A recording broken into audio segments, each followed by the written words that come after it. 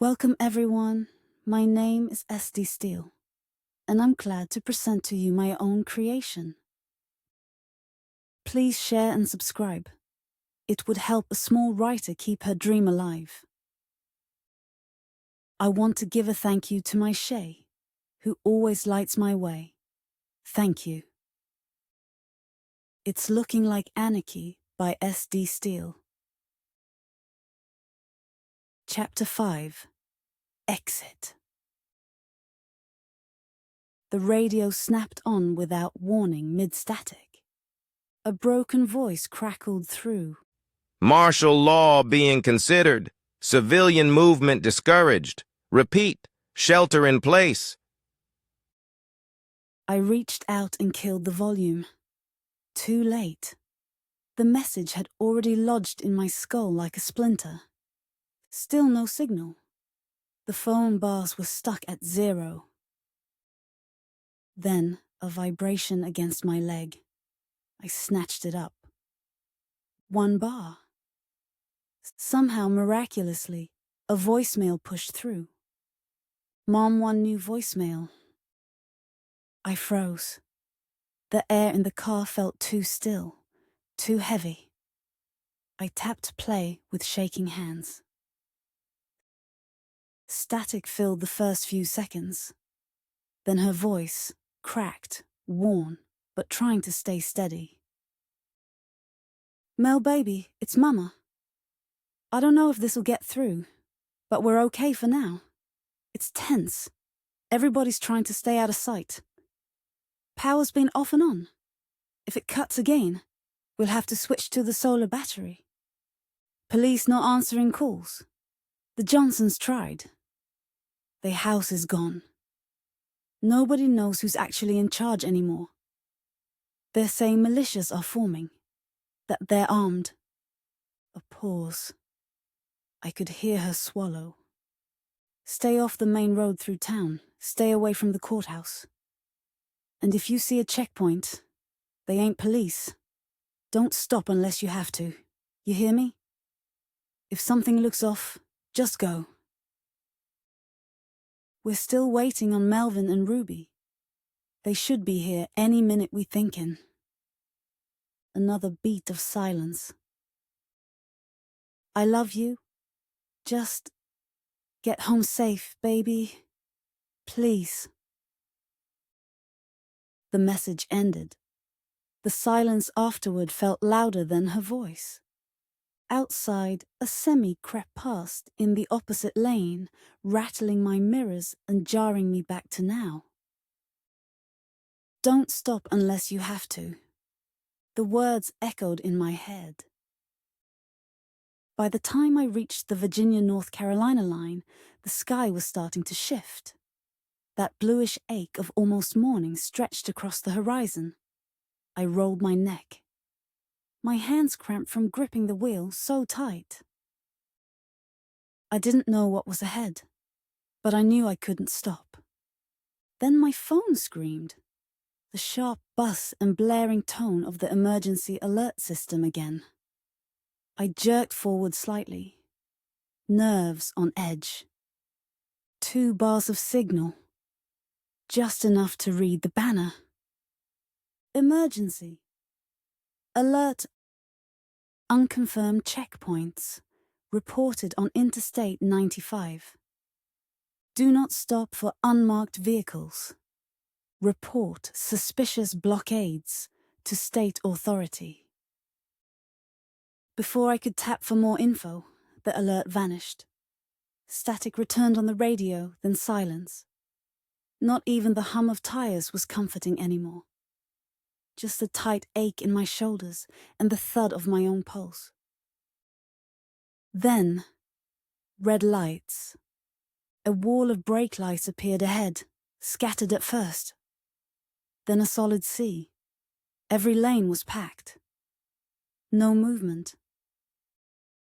Cars up ahead began slowing.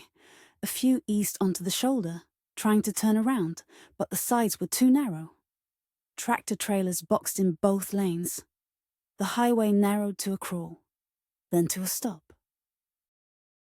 I leaned forward, squinting through the windshield. Something wasn't right. Headlights began swerving several cars up ahead. Erratic movement in the distance. Some drivers reversed into the median, others jumped curbs. Doors flung open. People ran back toward us, yelling, waving, wild-eyed. And then I saw them. Figures in the road. First just a handful, then more, dozens, moving with purpose. Camouflage jackets, work boots. Some wore ski masks. Others didn't bother. Flashlights bounced wildly across the chaos. Flares burned red along the shoulder, throwing twisted shadows everywhere. They weren't just blocking the road. They were building a barricade. Pallets, abandoned trucks, steel fencing and guardrails torn from a work zone. One man dragged a shopping cart full of construction bricks, tossing them like Legos across the asphalt. Another upended a barrel of scrap metal in the middle lane. My mouth went dry. This is so fucked. They were cutting us off. Farther down the road, a man climbed onto a car hood and yelled, "Turn around! Go back!" Gunshots cracked. 3 in quick succession. Someone screamed. A tire exploded nearby, the sound sharp and brutal. Panic surged like lightning. Cars jerked sideways, scraping metal. People ducked. Someone dropped to the ground behind a minivan, covering their head. A man ran past my car with blood dripping down his face, clutching a tire iron. Behind him, 2 more dragged a limp figure by the arms. To my left, a pickup tried to break through the shoulder. It hit a pile of debris. Its back wheels lifted, spinning uselessly. The driver kicked the door open and sprinted into the woods. A man in a faded balaclava hurled a Molotov cocktail toward a box truck blocking a lane. It exploded in a blossom of fire, flames licking skyward. Smoke rose fast, choking the morning light. My chest locked. My foot hovered. Then I slammed the gas. I swerved hard toward the shoulder. Gravel spat beneath the tires. A truck tried to block me or join me. I didn't care. I cut hard. My front bumper clipped a stalled sedan. The side mirror caught someone's backpack. A man stumbled across my path, falling to one knee. I swerved again, tires shrieking. Cars behind me tried to follow. Horns blared, someone shouted. Metal crunched. I didn't stop. I didn't look back. Through the smoke, a green road sign came into view. Visitor Center, a quarter mile. I floored it. The steering wobbled, pulling hard left. Something was wrong. Alignment maybe. Or worse. The car rattled violently with every bump, every piece of debris she crushed beneath her wheels. Burning rubber and hot oil filled her nose. I tried to hold steady. Just get there, just get there. But the road wasn't clear. Figures darted between the trees on the embankment, some carrying bats, others yanking open stalled car doors. One man stood in the middle of the shoulder, waving his arms wildly. His shirt was soaked red. She swerved, narrowly missed him, and the car bounced over a downed road sign. Something cracked beneath her. Then, a sharp metallic snap. The front axle buckled. The steering went slack. The hood lurched up, smashing the windshield in a thunderous shatter. She couldn't see, just smoke, blood, and a flash of asphalt spinning sideways. The car slammed into something hard, the edge of the visitor center lot, then bounced once. twice, and crunched into a low concrete barrier with a stomach-churning jolt. The world snapped into silence.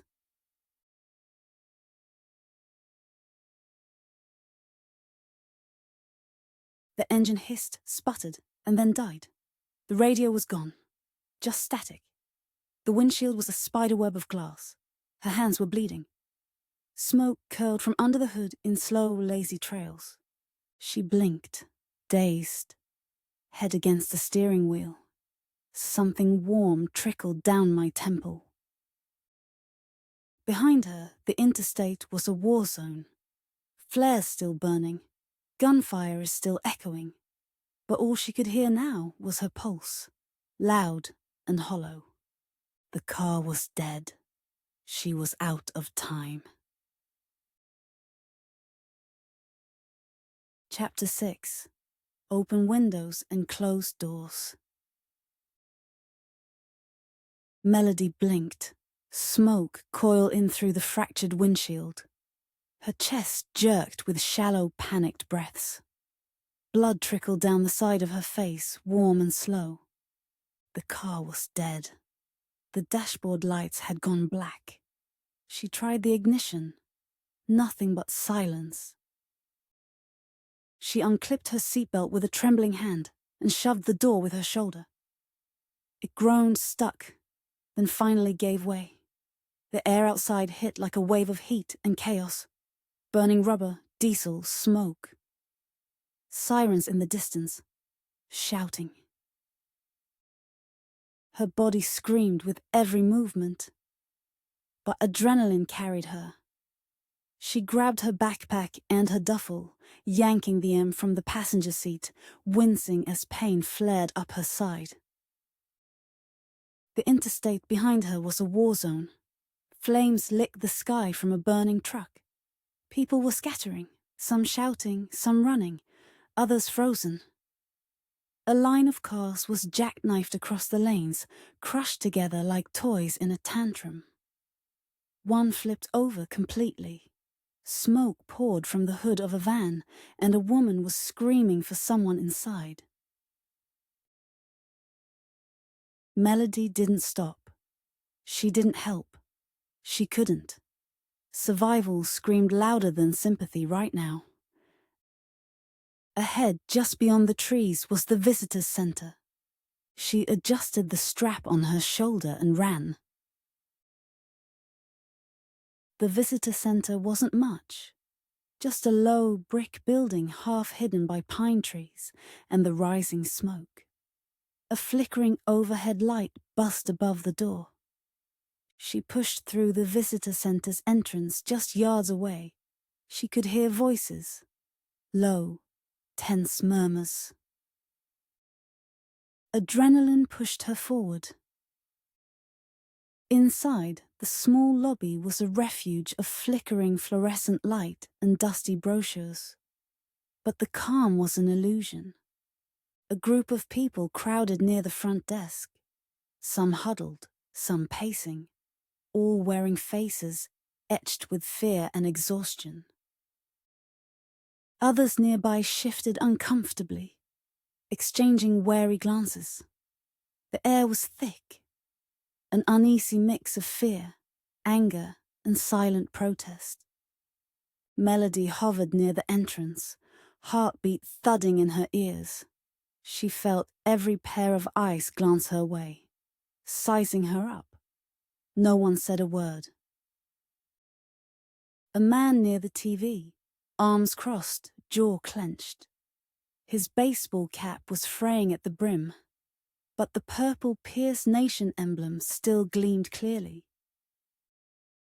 The TV overhead buzzed with static, then cut to footage of highway fires and overturned trucks. A news anchor's voice crackled. Ongoing reports of militia-led checkpoints. Martial law discussions ongoing. Americans are urged to remain in place. The man muttered under his breath. Finally, someone who'll clean this mess up. His wife shot a glance around, whispering, "Keep your voice down, Jamie." The boy fiddled nervously with a tattered flag pinned to his jacket. Near the entrance, a black woman crossed her arms tightly. "You really think this is going to end well?" she asked. Voice quiet but unwavering. "You think he's here to protect you?"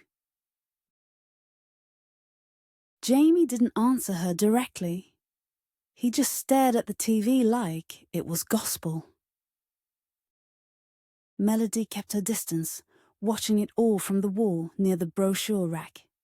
Her breathing was shallow. Her hands wouldn't stop shaking. The room felt like a bomb waiting for the spark. A woman in her 50s, seated near the windows with a walking cane resting against her leg, finally broke the silence. "He's running just like the rest of us," she said. "Same fear, same fire at his back." Jamie turned to her, his voice tight. "I'm not running, I'm surviving. There's a difference." "You call this survival?" the woman asked, voice rising with disbelief. "You backed a man who called for cleansing the country and expected it to be bloodless?" The room stirred. Uneasy glances, crossed arms. A teenager by the vending machine muttered, "Looks more like war out there than survival." Jamie stiffened. This chaos? It's the price of real change. His wife's lips pressed thin. She pulled their youngest into her lap, murmuring softly in his ear. But the boy twisted in her arms, eyes flicking from face to face. "Dad, do they want us to leave? I thought this was part of fixing things." Silence rolled in like smoke. Thick, bitter, suffocating. Then someone near the hallway muttered, not softly, "You don't belong here. You should be out there, burning in the shit you wanted." I looked at Jamie, still standing rigid in front of his family. The woman was right. Why were they hiding too?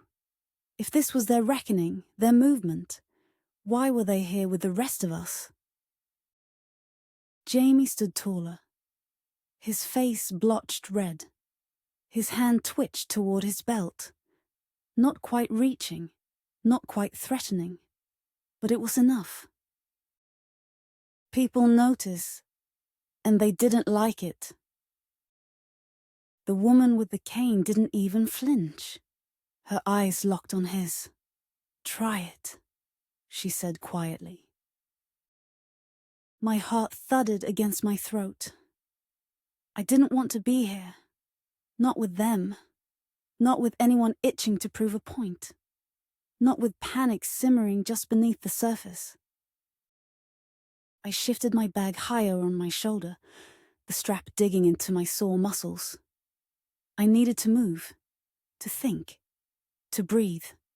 I needed to figure out how the hell to get to the land. But my map was gone. My car was totaled, and every inch of my body ached like I'd been through a war.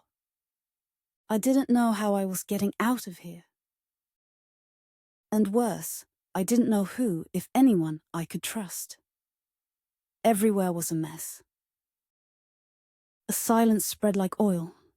The father's jaw clenched, but the room's hostility was unmistakable now. The murmurs grew louder. A slow boil of outrage, fear, and years of buried resentment surfacing all at once. People shook their heads, arms crossed, eyes hard with disbelief. The woman from earlier leaned forward, her tone quiet but unwavering. "You believed in him? Fine. But you don't get to sit here hiding like the rest of us didn't pay the price." The little boy whimpered, burying his face against his mother's side. She wrapped an arm around him, shielding him from the growing tension, but her own face was pale and drawn. The man's confident posture wavered. His expression tightened, defiance, grappling with something closer to guilt. but he squared his shoulders and held his ground, voice low, nearly a growl. "I'm not leaving. We have a right to be here." The room turned electric. A woman near the window took a step forward before a man standing near held her back. An older man cursed under his breath. Another person turned up the volume on the TV, as if to drown it all out. My hands tightened on the straps of my backpack strap, heart hammering, not from fear, but from the way everything was unraveling so fast. How the storm wasn't just outside on the roads, but in here too. A new kind of war. One that didn't wear a uniform or carry a flag. Outside, smoke still curled into the pink edges of the early morning sky. Inside, the fractures of a divided nation cracked deeper.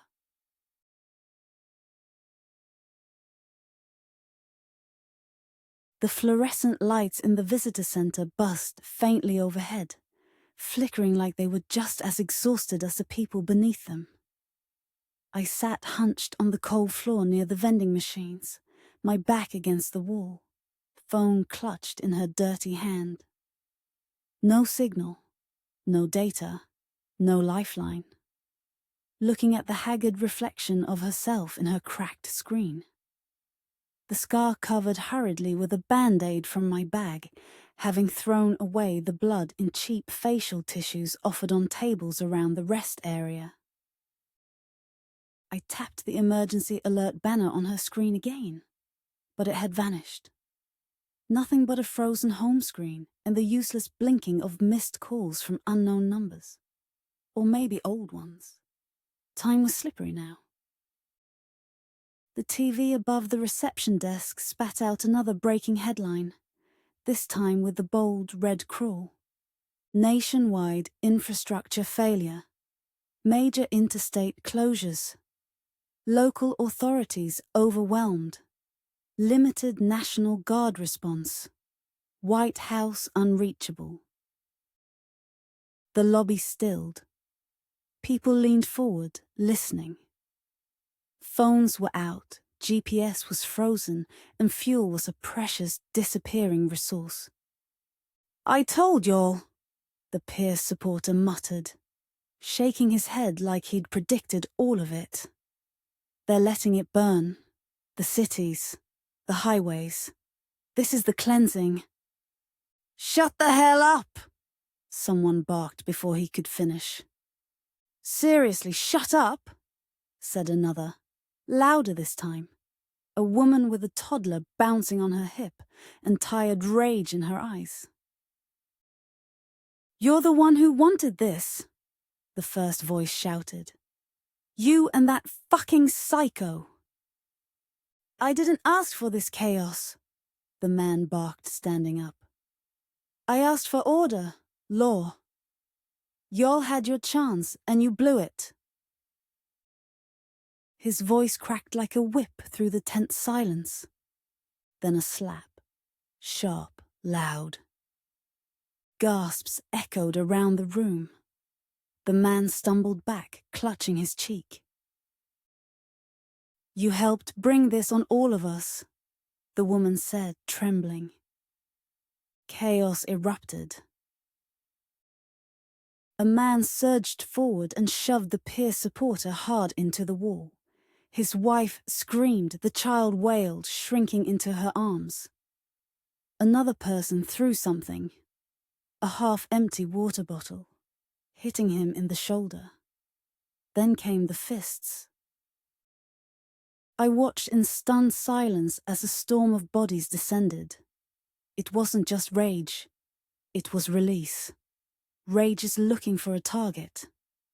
The wife screamed, shielding her son with her body, as someone tried to pull her away. The boy sobbed into her sweater. People started yelling, not at each other, but at the fight. "Stop it! They've got a kid!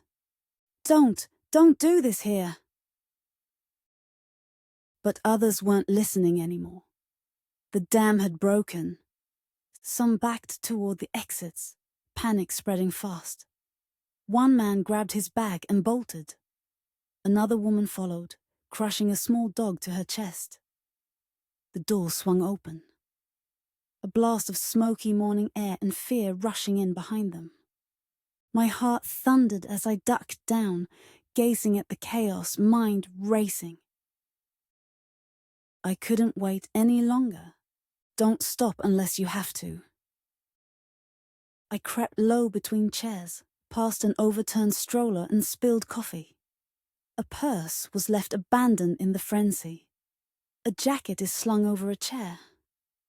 I grabbed them both in one motion, slinging the bag over my shoulder and wrapping the coat around my waist. Another bag sat near the corner. A leather satchel, zipped half open. Yanking it open and searching.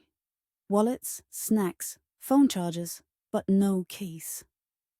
I moved fast, trying to be invisible, snatching another purse from a bench.